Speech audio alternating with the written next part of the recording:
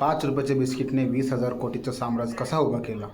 मी बोलत आहे पार्ले-जी बिस्किटबद्दल. 1919 मध्ये जेव्हा मोहनलालने सुरुवात केली, खिशात पैसे नव्हते पण स्वप्न खूप मोठे होते. त्या काळात बिस्किट फक्त श्रीमंत लोकांचा नाश्ता मानत होते. 1939 मध्ये पहिला पार्ले-जी म्हणजे ग्लुकोज बाजारात आला. स्टार्टिंगला प्रॉफिट नाचा बरोबर होता कारण विदेशी ब्रँडचा वर्चस्व होता. खरा ट्विस्ट 1982 मध्ये आला जेव्हा नाव बदलून पार्ले-जी म्हणजे जिनियस करण्यात आला. छोट्या गावापासून मोठ्या शहरापर्यंत हे बिस्किट प्रत्येक कपाचा भागीदार बनला. आणि 2013 मध्ये पार्ले-जी भारतातील नंबर 1 FMCG ब्रँड ठरला. त्याने 5,000 कोटीचा वार्षिक विक्रीचा टप्पा पार केला. खरी अडचण 2018 मध्ये आली. कच्च्या मालाची किंमत तब्बल 50% वाढली.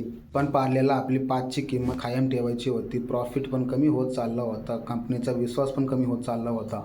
पण पार्लेने आपली मॅन्युफॅक्चरिंग इतनी स्मार्ट केली की क्वांटिटी कमी केली, किंमत तेच ठेवली, क्वालिटी पण तेच ठेवली.